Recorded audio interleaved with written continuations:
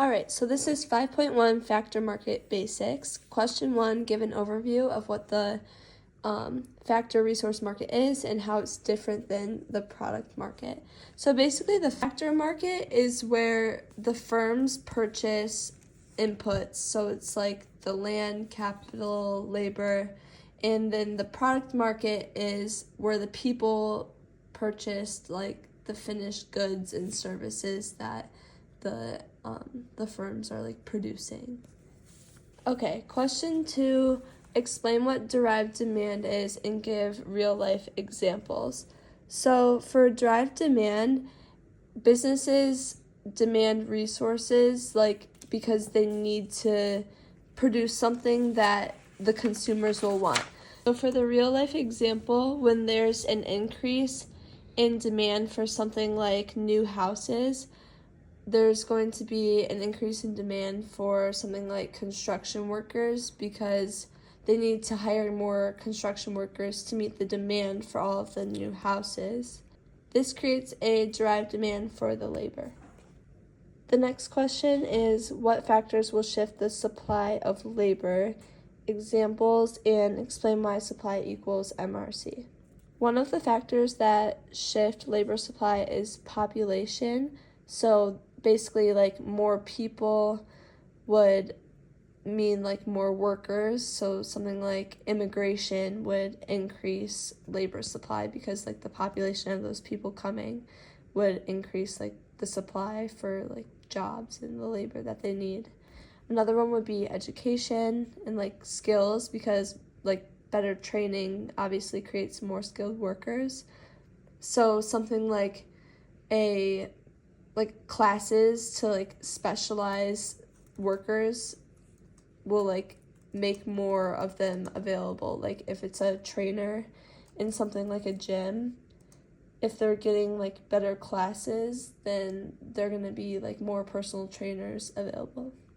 Another one is something like other opportunities. So if there's other jobs that are more appealing, then fewer workers are going to choose like a job. So it's like from COVID, if remote jobs are available, it will like reduce office workers because people aren't going into the office as much. Another example could be the policies. So like government policies like minimum wage, taxes will really affect how many people want to work. So like lower taxes would encourage more people to work because then they're like getting all of the money that like they're earning, and it seems more fair. And then lastly, another one that would shift labor supply is like the conditions that the workers are in. So like safer, better workplaces obviously are gonna attract more workers. So like safe construction sites for builders is gonna bring in like more people to those areas, so they're not like getting hurt and they're able to do their job and all of the other things.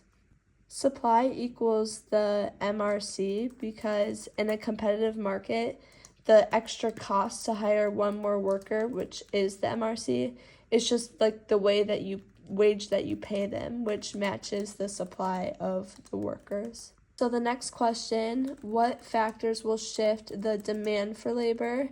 Examples, and why does demand equal the MRP?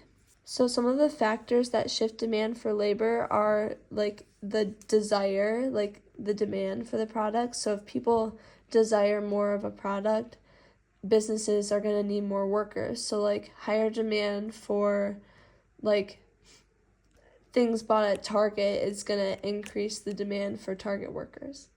Another one would be like productive workers. So more productive workers are obviously more valuable. So if there's like new tools to make workers faster, it'll increase the demand for them.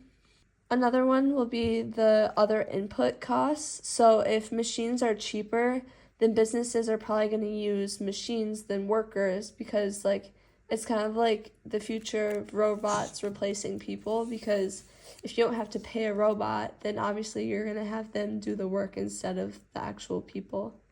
And then next, technology. So new tech can either like increase or decrease demand for labor. So like something like AI could reduce the demand for jobs that like aren't really that hard, like ringing something up. Like there's already self-checkout and that, which like reduces the workers like at the grocery store. But something like the technology and like AI can increase the demand for like programmers to help use the AI and like help it be more like useful for people. And then next there's subsidies and taxes. So those rules can affect labor demand. So like if there's a subsidy for hiring that like reduces costs, it can obviously like increase the demand for workers. So D equals MRP because if a worker has like a value, say like what they were hired in at, like the cost to have them working for the business, like they are earning like $30. If they aren't bringing in over $30 or more, then like they are not an efficient worker and they're losing money for the company. Last question, explain the Unit 5 profit maximizing rule. Okay, so a firm maximizes their profit by hiring workers and like using resources where the MRP equals the MRC. So the MRP is basically like the additional revenue that's like generated by hiring one more worker, or like, yeah, and then the MRC is the additional cost of hiring one more worker.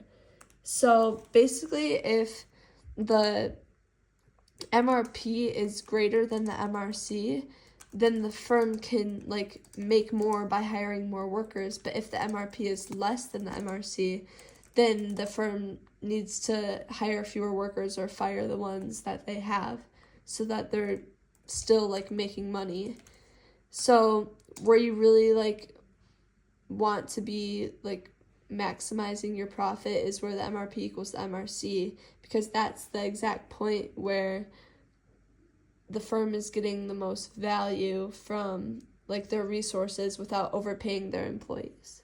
For the example, if a worker adds like $50 of revenue, but they cost $50 to like be hiring, that's like profit maximization and that's good.